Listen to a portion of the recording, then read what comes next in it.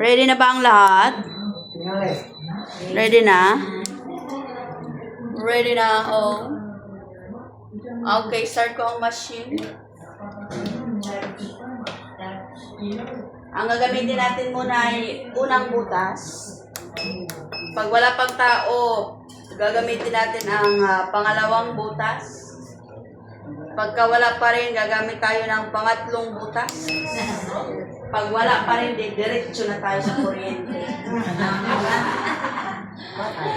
Okay, bagang lahat, good morning. Good morning. Mas malakas, good morning. Good morning. Batiin ang katabi ng good morning. Good morning. Sabihin sa katabi, good morning. Good morning.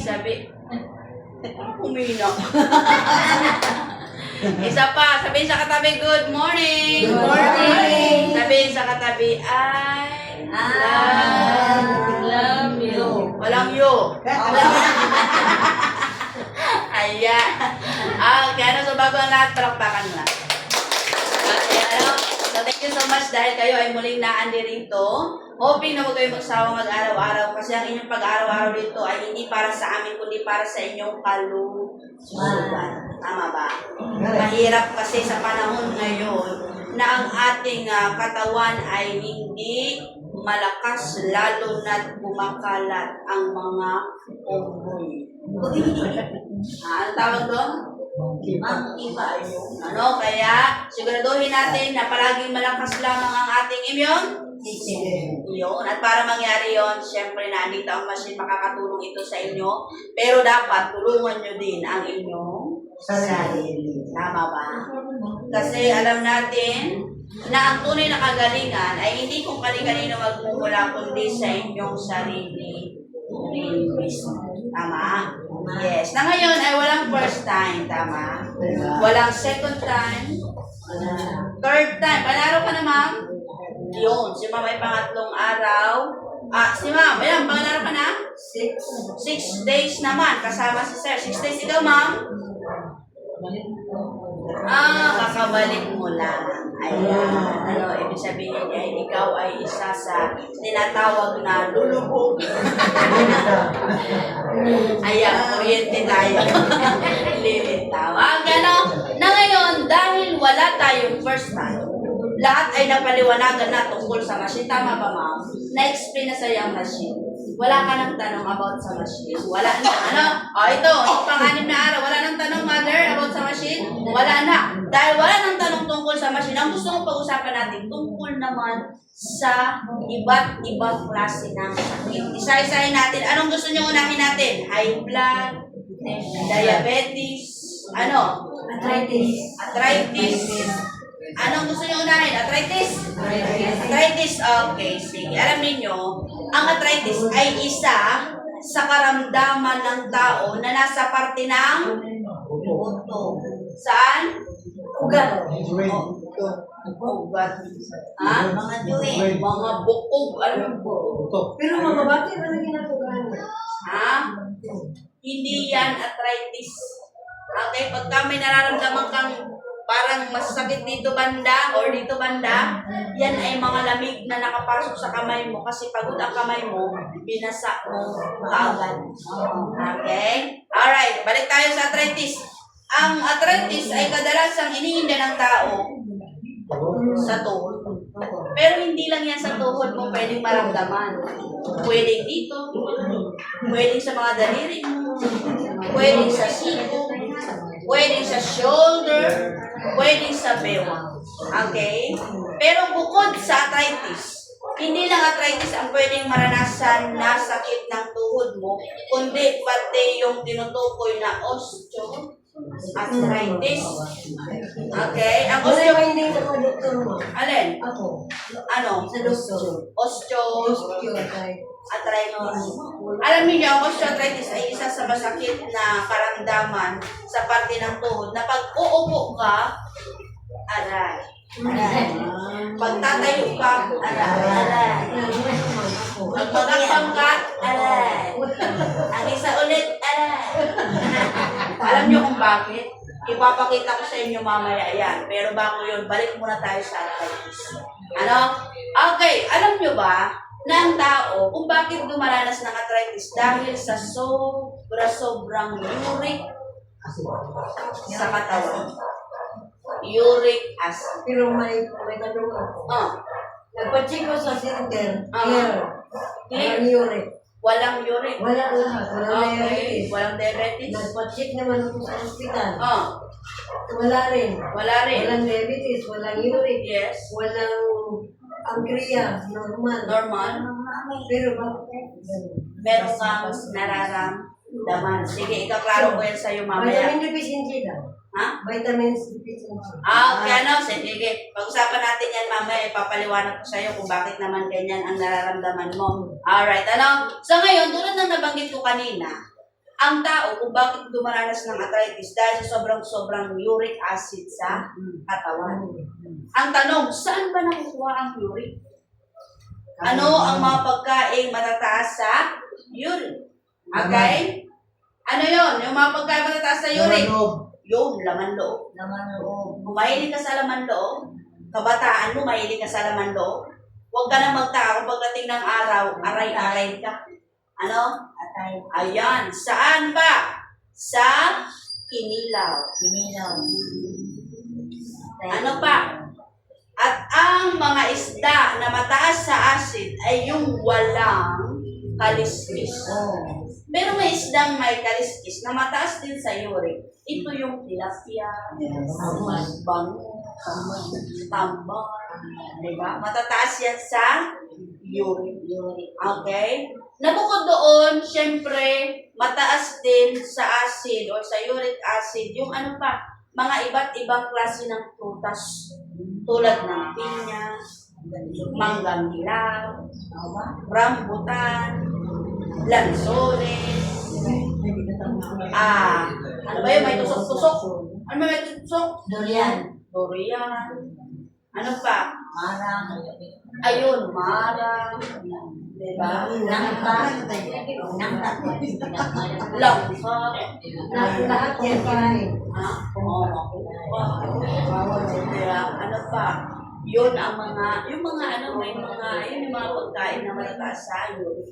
Alam niyo, sa totoo lang, walang problema. Yung mga tinukoy ko na pagkain, kainin mo, walang problema. Ang kaso, ang ginawa mo, lamon. Tama. Wala namang problema eh. Kumain ka, ang kaso, sobra-sobra ang kinain mo. Tama. Na kapag sobra-sobra ang ipinapasok mo sa katawan, pagkatapos, for example, kumain ka ng laman loob. Ayan. Tapos, ang ininom mo, imbis na tubig, soft drinks. Tama ba? Ano pa? Minsan, laman loob ang pulutan. Inilaw. Tapos, iba't ibang klase ng alak na matataas din sa walang problema yan. Hindi bawal yan. Walang nagsabing bawal yan. Bawal. Wala. Kung bakit lang nangyari, bawal na sa'yo kasi hindi na maganda ang kondisyon ng katawan mo. Ibig sabihin, wala sa pagkain ang problema. Nasa katawan mo. Alam niyo ba kung ano itsura ng acid, uric acid? Ang uric acid, kung i-imagine mo, parang siyang asin na durug-durug. Okay. Every time nakaka-consume ka sa katawan, alam mo ang nangyayari? Sumisiksik siya sa mga joint. Sa Tagalog, kasuhan. Kapag patuloy na tumataas ang uric mo, magugulat ka, iba na ang size. Meron ditong sumusulpot. Ang siko mo nagiging 2. Yes. Tapos, pag sinabing close, ayan, ganyan lang. Pag sinabing open, close, hindi mo na ma-close. Bakit? Kasi yung uric na patuloy na nadadagdagan o dumadami, sinisimento niya yung mga joint. Diba? Dito. Kaya iba, taas ang kamay. Ganyan na lang, hindi na maitaas. Yung ang nangyayari. Na kapag ka patuloy na tumaas ang uric mo, pwede siyang mag-turn into gout, arthritis. Ano yung gout arthritis? Yun na yung may mga bukol-bukol na. Di ba? Yes. Kaya kung mapapansin mo na nagsisimula na yan pagka kinu-close mo ang ano mo, tapos may masakit na. Usap ko lang po, wala. Kahit anong gawin ko dyan, walang masakit. Diba? Pero naman talaga pag bata pa. Diba? Pero, kapag ka ang buhay mo, kabataan mo, ay walang disiplina sa sarili, pagdating ng araw, ayan, ang sasabihin mo, bakit kaya masakit? Hindi mo alam. Diba? Okay? Ngayon, ang tanong, ano ang pwede natin gawin para may iwasan yun? Tama ba? Kasi sa totoo lang, pwede nyo namang matulungan ang sarili ninyo na maiwasan yun nang hindi gumagamit ng machine. Ibig sabihin, hindi mo to kailangan sa iyong katawan. Pero anong dapat mong gawin? Uminom ka palagi ng soap. Huwag naman. Uminom ka palagi ng tubig. Alam niyo kung bakit? Naaalala ninyo nung nag-aaral kayo ng elementary? Tama? Anong sabi sa inyo nung elementary kayo? Kasi ako natatandaan ko na nung elementary ako, naituro sa akin ni teacher na kailangan ang katawan natin nakaka-consume ng 8 to 12 glass of water every day. Ang kaso ng isang buwan na, hindi mo pa nakukumpleto ang 8 to 12 glass of water kasi ang hilig mong inumin, soft drinks sa umaga, kakain sa tanghali with soft drinks, pag may meriendas with soft drinks. Tama, yes. Pag nanawa ka sa coke, papalitan mo lang ng lasa, royal. Tama ba? Yes. Ganon ang nangyayari. Pero alam nyo ba na hindi nyo kailangan ang iba't ibang klase ng inumin sa katawan mo? Ano ba ang ibinigay sa ating inumin? Ang nasa taas? Tubig lang. Ang kaso nga lang, ang daming klase ng inumin na imbento lang mismo ng tao na mas tinatangkilik ng tao kumpara sa ibinigay na biyaya ng nasa itaas. So kung mas tatangkilikin mo ang mga klase ng inumin na imbento ng tao, talagang ang katawan mo darating sa point na kung tawagin is unhealthy. Kapag unhealthy ang katawan mo, sa ayaw at sa gusto mo, lahat ng sakit ha, kung sinabing lahat ng sakit, pag unhealthy ang katawan mo, welcome sa katawan mo. Okay? At bukod doon, sa mga iba't ibang klase ng inumin, idagdag mo pa yung mga pagkain na masarap din. Mga frozen foods. Magmerienda ka, ibig maglaga ka ng saging, maglaga ka ng kamote, ang hilig, burger, rice, especially mga kabataan ngayon. Kaya ang bata ngayon, mas may sakit pa kaysa sa may edad. Tama? Kasi at least nung kabataan ninyo, nandoon yung pagiging healthy lifestyle. Pinapawisan kayo, takbo dito, takbo doon, akyat sa mangga, pag nahulog, tayo agad, walang problema. Pero ngayon, nahulog lang ang bata sa upuan, bali agad. Kailangan isemento. Tama? Kasi iba na ang texture ng katawan ng tao noon sa katawan ng tao ngayon. Diba? Noon, kahit umuulan, maligo ang mga bata, hindi magkasakit. Iniinom pa nga ng tawang tubig ulan, hindi nagkakasakit. Pero ngayon, tumama lang sa'yo ang ulan. Ayun, ububuhin ka na. Sipunin ka na. Ang iba, minsan parang lalagnatin na, tama? Na ikaw naman ngayon, dahil ayaw mo magkasakit, hindi ka pa nga nilalagnat, inom agad ng gamot. Diba? Ng gamot, although makakatulong sa'yo, pero darating ang araw, ang kidney mo, tunaw na. Ayan. Ganun. So para maiwasan ang sobra-sobrang urine, uminom ka palagi ng tubig. Ilang baso? 8 to 12 glass. 8 to 12 years. 8 to 12 glass of water every day. Kasi alam niyo, kapag hindi din kayo mahilig sa tubig, magpupos siya ng pagpatuyo ng tinatawag na hangin ng asin. Pagka ang hilig ninyong inumin, puro mga matatamis, mga may alcohol, mga ano, alam niyo, makaka-apekto siya sa tinatawag na amino acid. Alam niyo yung amino acid? Ang amino acid, yan yung nagpapadulas sa joint. Tama ko siya, ito, dumudulas lang siya. O ito, dumudulas lang. Sa tukod, dumudulas lang. Lakad mo, walang sakit. Dumudulas lang siya. Pero kapag natuyo, yung amino, for example, ito ha, pag-usapan natin ang legs at saka yung paa. May buto sa paa, may buto sa bandang legs. Tama ba? Ganyan yan, ha? Huwag nyo isipin na ang buto nyo sa tuhod magkadikit. No. Ay, hindi yan magkadikit, ha? Ganyan yan. Ngayon, ang tuhod nyo ay nagtataglay ng tinatawag na amino acid na nagiging dahilan para dumulas lang. Uupo ka, okay lang. Tatayo ka, hakbang, tama? Walang masakit. Pero nung natuyo na yung amino acid, alam niyo ang nangyari? Meron kasing kulay puti dito sa gitna na ang tawag doon, cartilage. Tama? Okay. Ang cartilage na yan ay siyang pumapagitna sa bone to bone. Tama? So ngayon, lakad-lakad ka, ayan, sige. Ang kaso dahil natuyo yung amino acid, yung kulay puti, bawat lakad mo, bawat upo mo, napupudpud. Diba? Nung napudpud na siya, ayan na, wala na yung puti. Ayan na. Ayan na yung aray ng aray. TS ng TS. Ayan na ang tinatawag na osteoarthritis. Osteoarthritis. Kung sinabi osteoporosis, dito yan sa gitna ng buto sa likod. Okay? Ngayon ang mangyari, dahil buto na sa buto magkadikit, uupo ka, ayan, makiskis siya, aray. Tatayo ka, makiskis na naman siya, aray. Bawat takbang mo, aray. Diba? Ang masakit yan. Alam nyo ang gagawin ng doktor para hindi ka mag-suffer? Pupunta ka kay Doc, siyempre, alangan tiis-tiisin mo yan kasi masakit talaga yan. Mahirap na buhay ka pa tapos ganyan. Pagka walang pera, tiis-tiis lang. Pag may pera, punta tayo kay Doc. Pag pumunta ka kay Doc, yung tuhod mo tutusukan niya. Pak! Tapos may itutulak na magsisilbing mantika sa tuhod mo. Okay?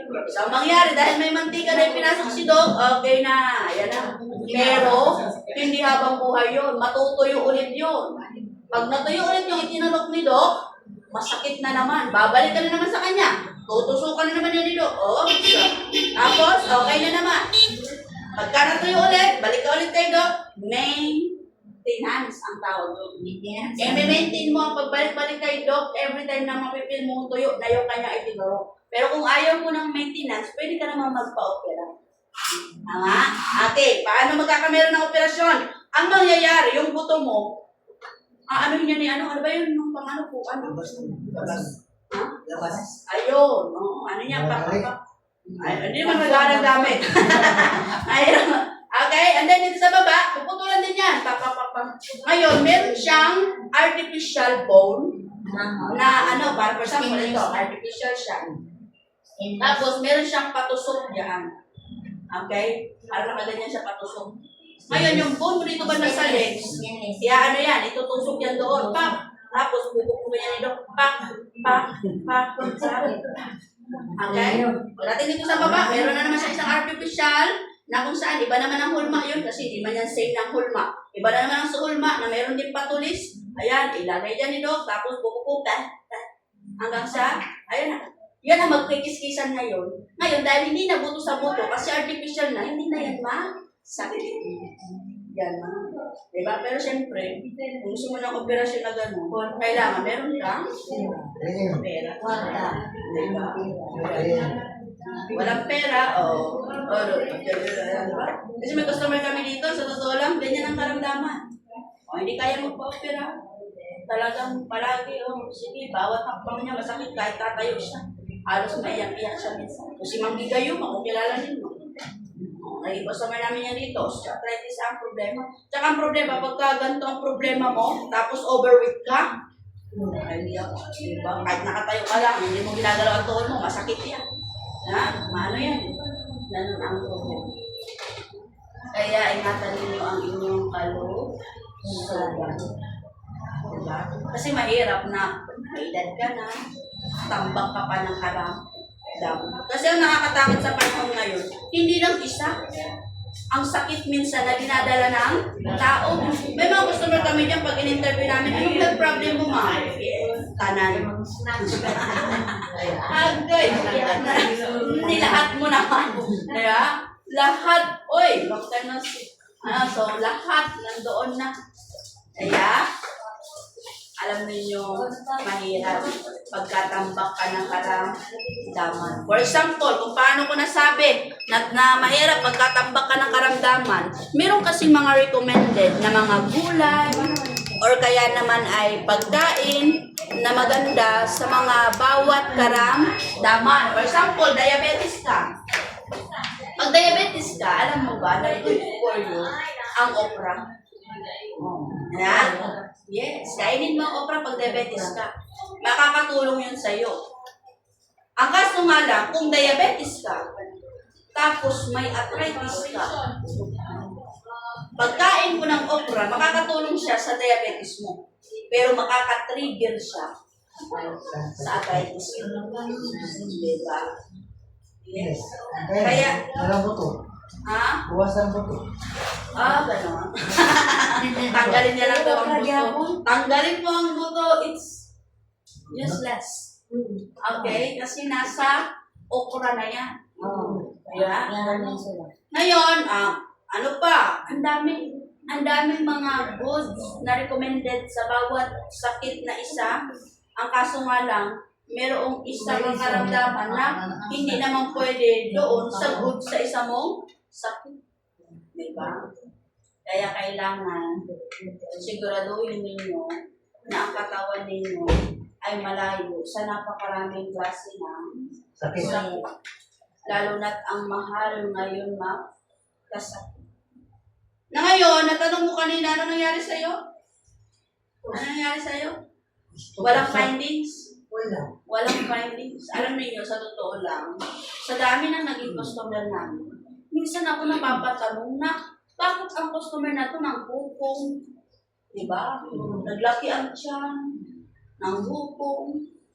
Pero, nung dinala sa doktor, walang findings. Pero nagbayad ka, ha? Pero wala kang findings.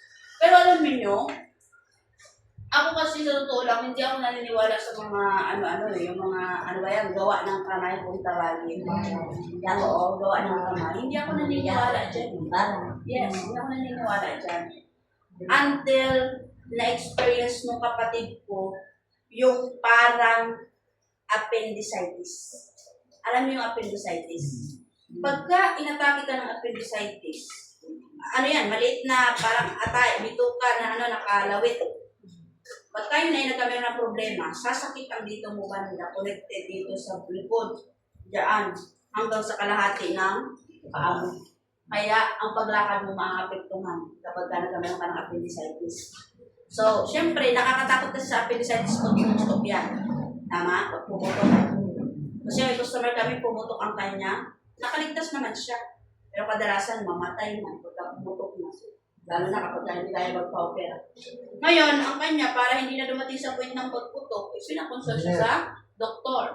Kinonsult siya sa doktor, siya, ang x-ray, walang findings.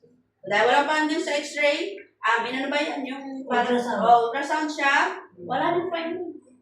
So, dahil bakit walang findings? Inilipat sa ibang hospital. Same, walang findings. Na kung saan ay nakakapagtaka na halos tumambling na ang isa sa sobrang sakit. Pero walang findings. Ngayon, sa pagbabakasakali, dinala siya sa Bisaya. Yung Bisaya, alam mo, merong tubig na ganyan pa yan. Ganyan. Ngayon, papainom yan sa'yo. Pag inom niya, ito, pagka-county na lang, dagdagan mo lang ng tubig. Yun ang iniinom niya. Alam niyo, nag-okay siya. Di ba? So, minsan, kahit hindi tayo naniniwala sa mga ganong ako sa totoo lang, parang napaisip din ako na, di ba? Ganon. Kasi one time, meron din kami customer na yun na ngayon, ang hukong, nang lalaki ang tiyan, 11 years old, ang laki ng tiyan, ang laki ng mukha, ang laki ng mga kamay, ang paa, namumuna, ang mga mata, ang lalaki. Ngayon, alam mo, kung bakit dinala sa amin? Kasi walang findings ng doktor. Hindi alam ang gagawin ng doktor. Diba? Pero, minsan, alam niyo ang nakakalungkot kapag kulang ka talaga sa ayun, yun naman ang mahirap pagka wala din talaga pera tapos may karamdaman. Kasi pagka, alam niyo ang advantages pagka may pera tapos may karamdaman. At least, for example, ang tao, malala ang karamdaman. Si Chris Aquino, tingnan mo si Chris Aquino na lang para madaling usapan. Si Chris Aquino. Si Chris Aquino, isang malaking lesson learned na malaki ang may tutulong kapag ikaw ay may pera. Kasi ma-extend ang buhay mo. Pero pag wala kang pera, tapos agad ang buhay. Diba? So, para hindi tayo dumating sa ganung point, syempre, ang kailangan natin gawin ay hindi para magkapera, ha? Ang kailangan natin gawin ay ang matulungan ang sarili natin na makaiwas doon sa iba't ibang klase ng sakit. So, para mangyari yun, bigyan mo ng oras ang iyong kalusugan, pahalagahan mo ang iyong kalusugan. Ang mahirap kasi sa Pilipino, may nararamdaman na, okay lang ako. Medyo lumalala na, okay lang ako. Nung lumala na, okay na. Nung malala na talaga, nasaan ba yung Di ba? Tsaka lang kikilos pag malala na ang karamdaman. So kung i-imagine mo, simpleng karamdaman mo nga, hindi mo natulungan ang sarili mo, mas lang hindi mo kaya pag malala. Kasi alam nyo, ganito yan eh. May karamdaman na, okay lang. Lumala, okay lang. Lumala na, okay lang. Sobrang lala na, yun na. Tsaka nakikilos. Ngayon, magtatanong-tanong ka kung sino ang maayong manggagamot. Di ba, noong unang panahon? Ngayon, may tao na sasabihin, punta ka sa pangatlong bundok, may matanda doon. Pag napuntahan mo yun, magaling yun. Ikaw naman, na gustong mag-ayo, sa ayaw at sa gusto mo, pupuntahan mo yun. Tama ba? Kasi gusto mo mag-ayo eh. Kahit hindi mo sigurado kung talaga bang makapagpaayo yun, pupuntahan mo. Kasi gusto mag-ayo. So, patunay lamang yun na ang tao nagbibigay lamang ng oras at pagpapalaga sa kalusugan pag meron ng karamdaman. Prevention is better than cure. Mas maganda na wala ka pang nararamdaman. Magbigay ka na ng oras sa iyong kalusugan. Tama? Kasi mahirap kung tsaka kakikilos pag huli na ang lahat. For example, yung stroke. Meron kami mga customer na stroke na kung saan gusto mag-exercise. Ang kaso, hindi man makatakbo. Pero nung kayang tumakbo, hindi tumakbo. Hindi nag-exercise. Tama? So, mas maganda na bigyan natin ng oras at pagpapalaga ang ating kalusugan. Yung okay pa ang karamdaman. Kasi isa lang ang buhay ng tao. Isa lang. Kahit sabihin natin ang daming problema, ang daming suliranin, ang sarap na kaya alam niyo kami mga presenter sa totoo lang, ang kagandahan na nagiging epekto nyo sa amin, para nagiging lesson learning kayo para sa amin.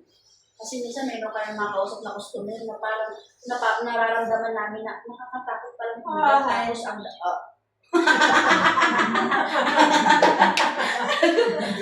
para napagod sa buhay si Father R. Diba?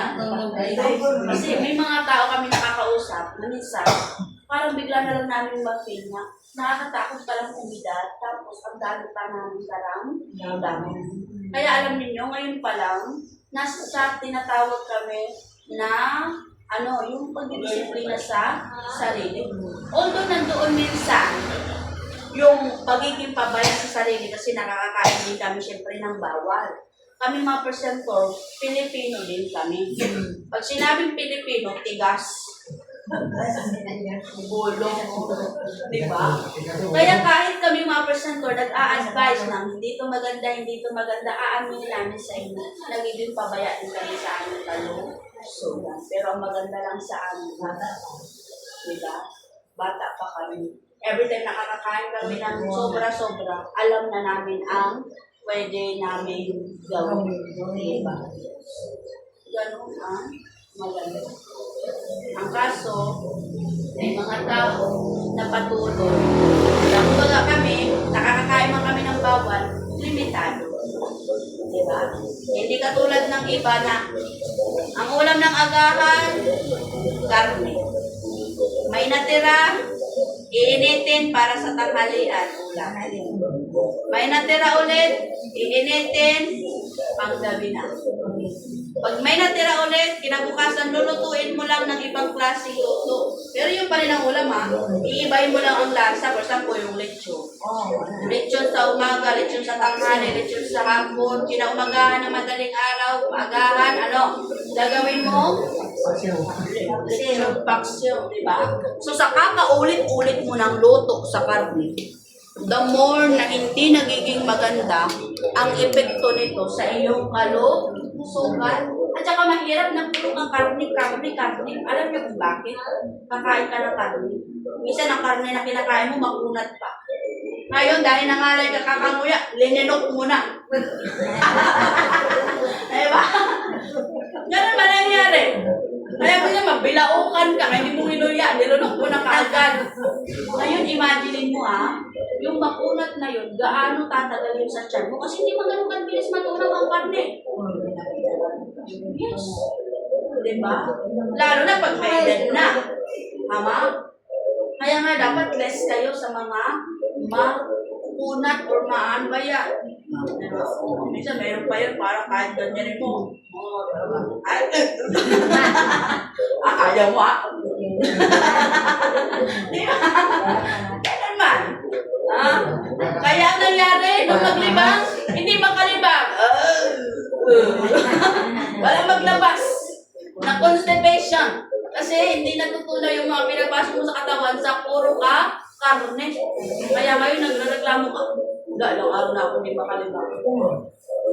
Ngayon, kapag hindi ka nakalibang isang araw, 2, 3, palaging ganyan, hindi siya pananakot. Pwede ka magkameron ng kolon. Pero kung ang ugali mo, ganito, ako kasi sa totoo lang, ang lifestyle ko, pagkakarne ang ulam. Alam niyo, halos sa isang buwan, ngayong buwan na to, nang natapos na Mayo, halos 2 beses na ako nakaulam ng karne. Hindi ako more karne. Mas maganda isda, manok, okay pa. At least, hindi naman yan matagal-tagal matunaw sa tiyan.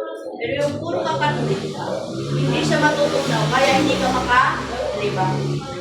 Pero kung ang lifestyle mo ganito, kakain ka ng agahan, hindi, igising ka ng umaga, tama?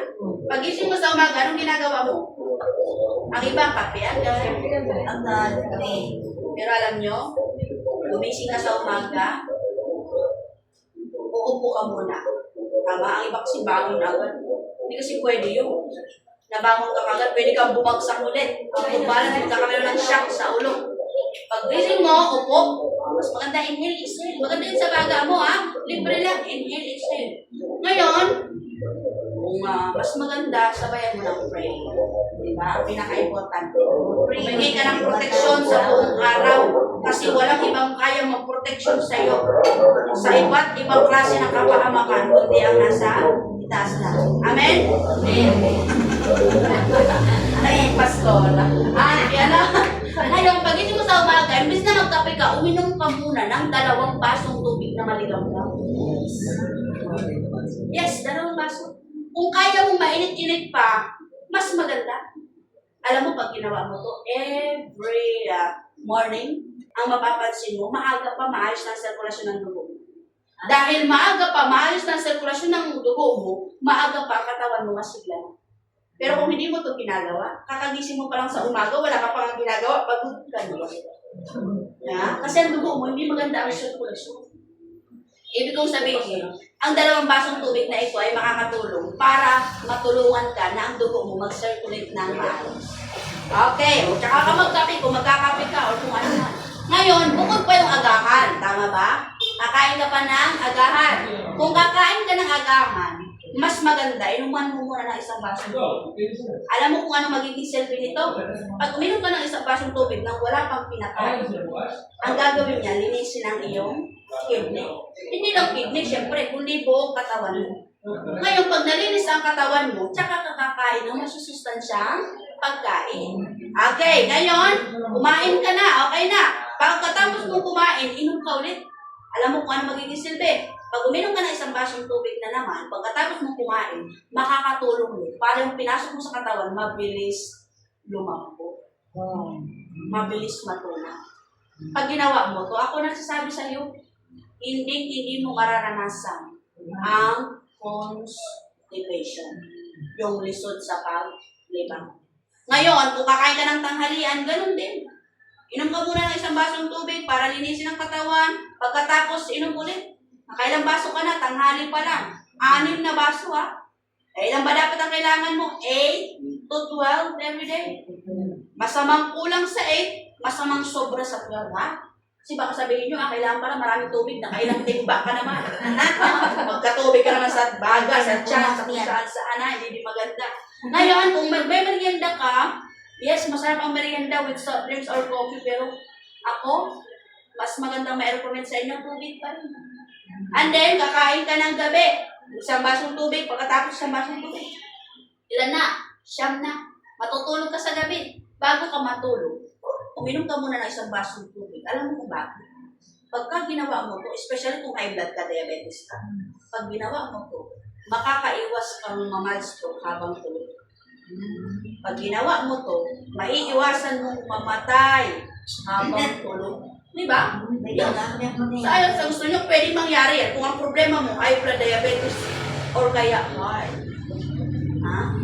Pero pag ginawa mo to, makakatulog. Kasi ang tao, bakit nakamatay habang tulog? Ang dugo, hindi nakadaloy ng maayos, hindi na supplyan ang dapat supplyan ng matay. Pero kapag inom ka na sa basong tubo, makakatulong siya na maisaayos ang daloy ng dugo mo while sleep. Yan. Diba? Kaya minsan may tao, pagising, ang kalahati ng katawan, pagising, wala na, hindi na may galawang kalahati ng katawan. Ang iba, mild stroke, ang iba, stroke. Diba? So imagine mo, kahit 10 lang, every day. Pero lilinawin ko kung kidney problem ka, hindi na dialysis, matataas na ang kraya, hindi yan pwede sa kanila ang 8 to 12. 1 litro, okay na sa kanila. And then, sa may mga problema sa heart, butas sa heart, hindi pwede sa kanila ang meron ang sobra-sobrang tubig. Siyempre sa mga bata, bawal din yung sobra-sobrang 8. For example, 4 years old o 4 plus. 5 years old, 5 plus. 6 years old, lumampas sa 6 na baso, mas maganda. Ikaw, ma'am, ilang taon ka na? 71 glass of water every day. Lubos. Ayan, depende sa edad. Ayan, sa alibutang. Hindi alam ninyo, lilinawin ko naman sa inyo. Pag sinabing baso. Kasi may mga baso ngayon, para ng pencil. Diba? Kasi iba magreklamo, gusto nila parang hirap naman ubusin ng isang basong tubig. Mahirap talaga kung ang baso mo parang pencil na. Ang laki, ang taas, di ba? May mga ganun baso. Pag sinabing baso, 350 ml. Yung tamang sukat lang na parang sukat din ng kapihan ba?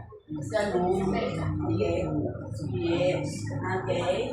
Kaya kailangan more water every day. Kasi alam niyo, sinearch ko kung ano ba ang magiging pakinabang kung nagawa natin ang 8 to 12 glass of water every day. Ang ganda pala. Kasi kung nasunod nyo, yung itinuro sa inyo ng elementary na 8 to 12 glass of water every day, kahit isa palang sakit, wala. Sana kayong sakit. Ang kaso dahil hindi nyo nasunod, pasok kayo ng pasok ng sobra-sobrang sugar, tumaas ang sugar. Sobra-sobrang cholesterol, tumaas. Sobra-sobrang uric, tumaas. Sobra-sobrang nagka-fatty liver na, kung ano-ano na, di ba? Pero kung uminom ka ng tubig, pasok ka ng sugar, inom tubig, ihit ka, pawis ka, dumi ka, ay labas. Sobra-sobrang cholesterol, pawis ka, ihit ka, di ba? May labas mo. Sana, kung malad ko uminom ng tubig, kasi hindi yun ang nangyari. Kaya ngayon ang tao, high blood na, diabetes na, mataas pa ang cholesterol, may fatty liver pa, high problem. Nasa iyo na. Ito. Lahat. May natutunan. Yes, ma'am. Natutunan? Yes. Pag ako may natututunan, pumapalakpak ako. Ayan. Thank you so much. Wala na sasabihin? Wala na kayo sasabihin? Salamat at Ayan. Salamat din sa inyong lahat dahil kayo ay nakinig. Natapos natin ang isang butas, pangalawa, pangatlo. Anong gusto niyong sunod? Ito? Meron dito. Hindi pa tapos. Ayan, meron pa tayong ilang second na lang. Mas maganda na bago kayo tumayo, inom muna ng tubig. Inom ng tubig, ang may tubig, ang walang tubig, pakiinom sa kagabi. Kung paiinom. Ayan, so naubusan kami ng tubig, yes. Pasensya na, na-delay ang deliver. Ang going naman na sila Hindi ngayon. ko lang kung magtulog na kasi. Oh yes, inom ng tubig. So, ilang segundo na lang. Kung wala na kayong tanong, wala na din akong sagot. Tapos na. Tapos na. Negative, tapos na. Lahat tapos na. Yes. So, thank you so much. Thank you.